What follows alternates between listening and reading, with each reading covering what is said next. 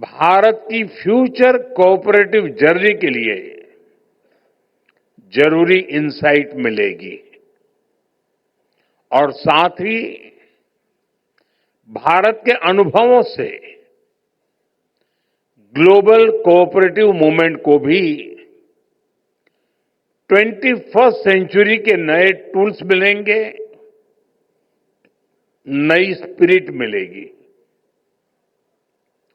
मैं United Nations को भी साल 2025 को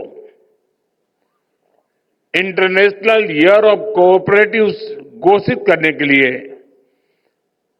बहुत बहुत बधाई देता हूं। साथियों, दुनिया के लिए कोऑपरेटिव्स एक मॉडल है, लेकिन भारत के लिए कोऑपरेटिव्स संस्कृति का आधार है, जीवन शैली है।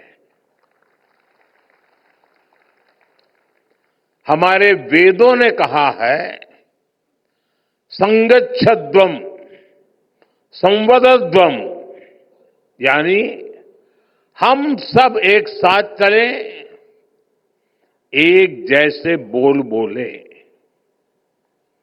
हमारे उपनिषदों ने कहा, सर्वे संतु सुखिनः, यानी सभी सुखी रहे। हमारी प्रार्थनाओं में भी सह अस्तित्व ही रहा है। संग और सह, ये भारतीय जीवन के मूल तत्व है। हमारे यहां फैमिली सिस्टम का भी यही आधार है और यही तो कोऑपरेटिव्स का भी मूल है। सहकार के इसी भाव के साथ भारतीय सभ्यता फली फूली है। साथियों, हमारे आजादी के आंदोलन को भी सहकारिता ने प्रेरित किया है।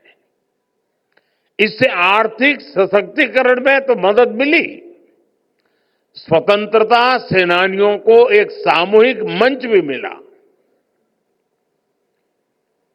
महात्मा गांधी जी के ग्राम स्वराज ने सामुदायिक भागीदारी को फिर से नई ऊर्जा दी। उन्होंने खादी और ग्रामोद्योग जैसे क्षेत्रों में सहकारिता के माध्यम से एक नया आंदोलन खड़ा किया और आज खादी और ग्रामोद्योग को हमारी कोऑपरेटिव्स ने बड़े बड़े ब्रांड से भी आगे पहुंचा दिया है। आजादी के इसी दौर में सरदार पटेल ने भी किसानों को एकजुट किया। मिल्क कोऑपरेटिव के माध्यम से आजादी के आंदोलन को नई दिशा दी। आजादी की क्रांति से पैदा हुआ अमूल आज टॉप ग्लोबल फूड ब्रांड में से एक है। हम कह सकते हैं, भारत में सहकारिता ने विचार से आंदोलन, आंदोलन से क्रांति और क्रांति से सशक्तिकरण तक का सफर किया है। साथियों, आज भारत में हम सरकार और सहकार की शक्ति को एक साथ जोड़कर भारत को विकसित बनाने में जुटे हैं। हम सहकार से समृद्धि के मंत्र पर चल रहे हैं। भारत में आज 8 लाख यानी 800,000 सहकारी समितियां हैं। यानी दुनिया की हर चौथी सहकारी समिति आज भारत में है। और संख्या ही नहीं, इनका दायरा भी उतना ही विविध है, उतना ही व्यापक है। ग्रामीण भारत के करीब 98% हिस्से को कोऑपरेटिव्स कवर करती हैं। करीब 30 करोड़ 300 मिलियन लोग, यानी दुनिया में हर 5 में से और भारत में हर 5 में से एक भारतीय सहकारिता सेक्टर से जुड़ा है। शुगर हो, फर्टिलाइजर्स हो, फिशरीज हो, मिल्क प्रोडक्शन हो, ऐसे अनेक सेक्टर्स में कोऑपरेटिव्स की बहुत बड़ी भूमिका है। बीते दशकों में भारत में अर्बन कोऑपरेटिव बैंकिंग और हाउसिंग कोऑपरेटिव्स का भी बहुत विस्तार हुआ है। आज भारत में लगभग 200,000 यानी 2 लाख हाउसिंग कोऑपरेटिव सोसाइटीज है। बीते सालों में हमने कोऑपरेटिव बैंकिंग सेक्टर को भी मजबूत बनाया है, उनमें रिफॉर्म्स लाए हैं।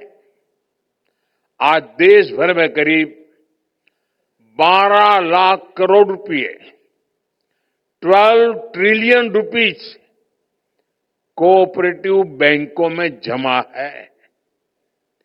कोऑपरेटिव बैंकों को मजबूत करने के लिए, उन पर भरोसा बढ़ाने के लिए हमारी सरकार ने अनेक रिफॉर्म्स किए हैं। पहले ये bank reserve bank of India RBI के दायरे से बाहर थे। हम इनको आरबीआई के दायरे में लेकर आए। इन बैंकों में डिपॉजिट पर कवर के इंश्योरेंस को भी हमने प्रति डिपॉजिटर 5 लाख रुपए तक बढ़ाया। कोऑपरेटिव बैंकों में भी डिजिटल बैंकिंग को विस्तार दिया गया। इन प्रयासों से भारत सहकारी बैंक पहले से कहीं ज्यादा अधिक कॉम्पिटिटिव और ट्रांसपेरेंट हुए हैं। साथियों, भारत अपनी फ्यूचर ग्रोथ में कोऑपरेटिव्स का बहुत बड़ा रोल देखता है। इसलिए बीते सालों में हमने कोऑपरेटिव से जुड़े पूरे इकोसिस्टम की और उसे ट्रांसफॉर्म करने का काम किया है। भारत ने अनेक रिफॉर्म्स किए हैं। हमारा प्रयास है कि कोऑपरेटिव सोसाइटीज को मल्टीपर्पज बनाया जाए। इसी लक्ष्य के साथ भारत सरकार ने अलग से कोऑपरेटिव मिनिस्ट्री बनाई। सहकारी समितियों को मल्टीपर्पज बनाने के लिए नए मॉडल बायलॉज बनाए गए। हमने सहकारी समितियों को आईटी एनेबल्ड इकोसिस्टम से जोड़ा है। इनको डिस्ट्रिक्ट और स्टेट लेवल पर कोऑपरेटिव बैंकिंग इंस्टीट्यूशन से कनेक्ट किया गया है। आज ये समितियां भारत में किसानों को लोकल सॉल्यूशन देने वाले सेंटर चला रहे हैं।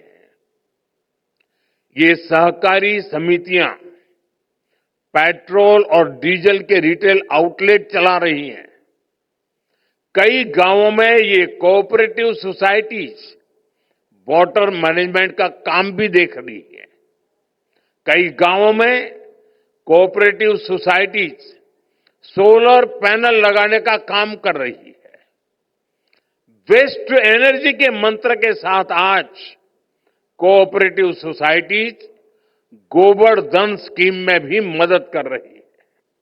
इतना ही नहीं, सहकारी समितियां अब कॉमन सर्विस सेंटर के तौर पर गांवों में डिजिटल सर्विसेज भी दे रही है।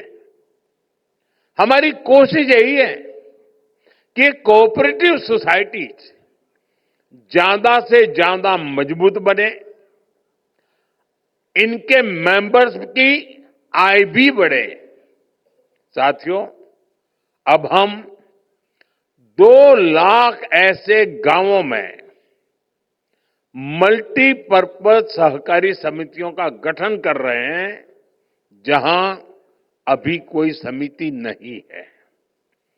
हम मैन्युफैक्चरिंग से लेकर सर्विस सेक्टर में कोऑपरेटिव का विस्तार कर रहे हैं।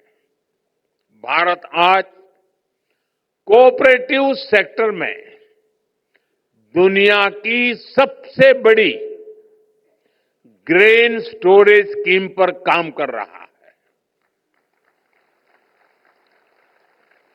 इस स्कीम को भी हमारे कोऑपरेटिव्स ही एग्जीक्यूट कर रहे हैं। इसके तहत पूरे भारत में ऐसे वेयरहाउस बनाए जा रहे हैं जिसमें किसान अपनी फसल रख सकेंगे। इसका फायदा भी सबसे ज्यादा छोटे किसानों को होगा।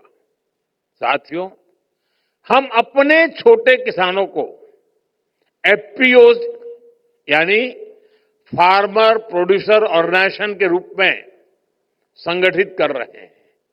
छोटे किसानों के इन एफपीओज को सरकार जरूरी फाइनेंशियल सपोर्ट भी दे रही है। ऐसे करीब 9,000 एफपीओज काम करना शुरू कर चुके हैं। हमारा प्रयास है कि हमारे जो फार्म कोऑपरेटिव्स हैं उनके लिए फार्म से लेकर किचन तक, फार्म से लेकर मार्केट तक एक सशक्त सप्लाई और वैल्यू चेन बने। इसके लिए हम आधुनिक टेक्नोलॉजी का इस्तेमाल कर रहे हैं। हम open network for digital commerce ONDC जैसे पब्लिक ई कॉमर्स प्लेटफॉर्म से कोऑपरेटिव्स को अपने प्रोडक्ट बेचने का नया माध्यम दे रहे हैं। इसके माध्यम से हमारे कोऑपरेटिव्स सीधे कम से कम कीमत में कंज्यूमर को प्रोडक्ट डिलीवर करते हैं। सरकार ने जो जैम यानी गवर्नमेंट ई मार्केटप्लेस नाम का डिजिटल प्लेटफॉर्म बनाया है, उससे भी कोऑपरेटिव सोसाइटी को काफी मदद मिली है। साथियों, इस सदी में ग्लोबल ग्रोथ में एक बहुत बड़ा फैक्टर महिलाओं की भागीदारी का होने वाला है। जो देश, जो समाज जितनी अधिक भागीदारी महिलाओं को देगा, उतना ही तेजी से ग्रो करेगा।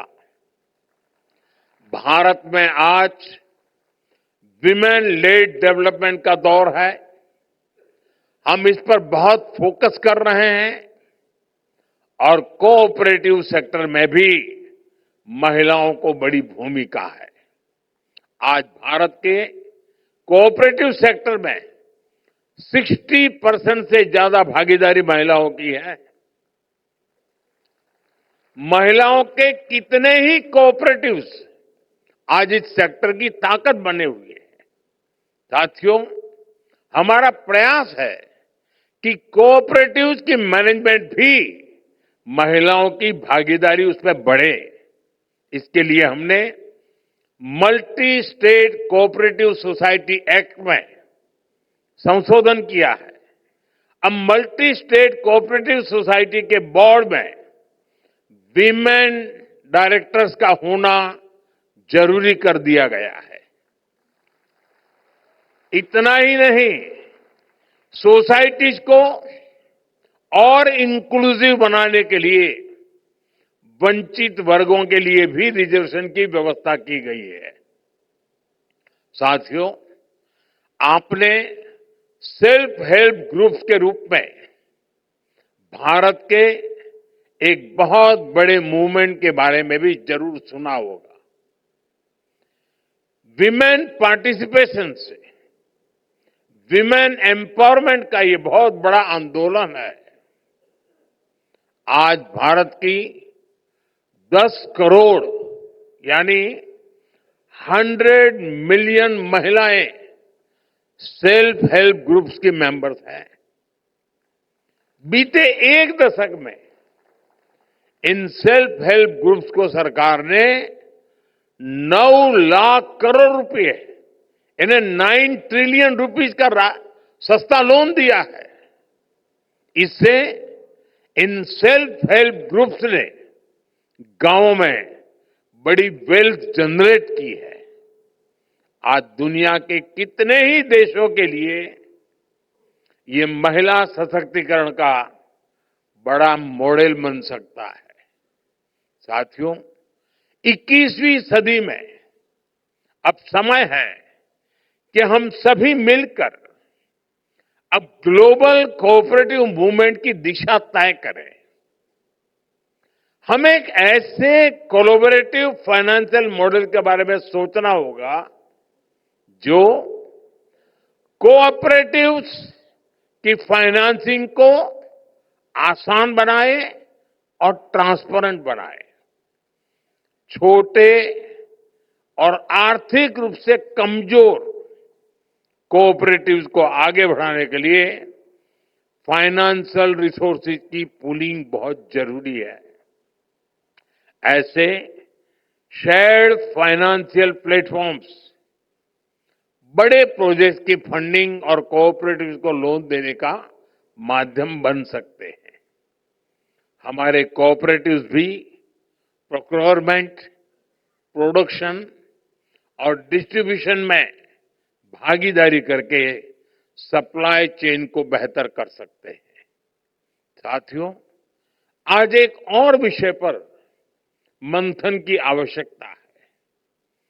क्या ग्लोबली हम ऐसे बड़े फाइनेंशियल इंस्टीट्यूशंस बना सकते हैं जो पूरी दुनिया में कोऑपरेटिव्स को फाइनेंस कर सके? आईसीए अपनी जगह पर अपना रोल बखूबी निभा रहा है, लेकिन भविष्य में इससे भी आगे बढ़ना जरूरी है। दुनिया में इस वक्त के हालात कोऑपरेटिव मूवमेंट के लिए एक बड़ा अवसर हो सकते हैं।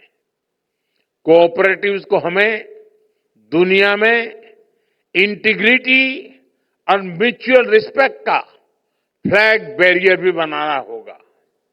इसके लिए हमें अपनी पॉलिसीज को इनोवेट करना होगा और स्ट्रेटेजाइज करना होगा।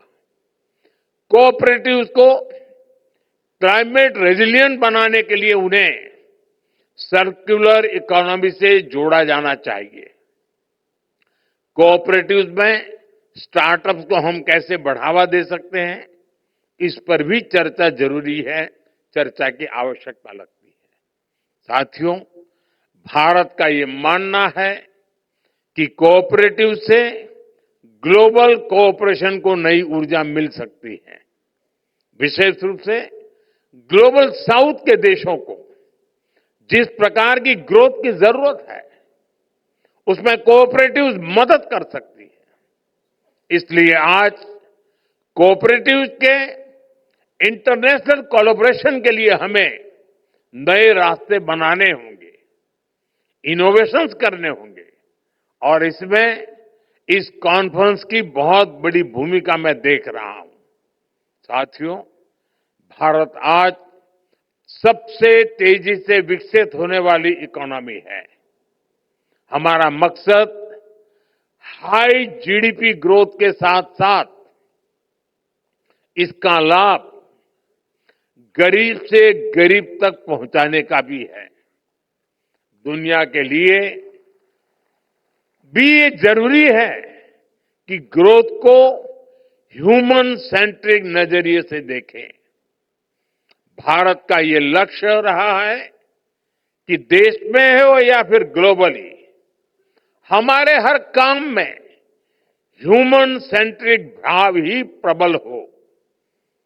ये हमने तब भी देखा जब पूरी मानवता पर कोविड का इतना बड़ा संकट आया। तब हम दुनिया की उस आबादी के साथ खड़े रहे, उन देशों के साथ खड़े रहे जिनके पास रिसोर्स नहीं थे। इनमें से अनेक देश ग्लोबल साउथ के थे, जिनके साथ भारत ने दवाएं और वैक्सीन शेयर की। तब इकोनॉमिक साइंस कहती थी कि उस स्थिति का फायदा उठाया जाए, लेकिन मानवता का भाव कहता था, जी नहीं, वो रास्ता सही नहीं है, सेवा का ही मार्ग होना चाहिए। और हमने मुनाफा का नहीं, मानवता का रास्ता चुना। साथियों, कोऑपरेटिव्स का महत्व सिर्फ स्ट्रक्चर से, नियमों कानूनों भर से ही नहीं है। इनसे संस्थाएं बन सकती हैं,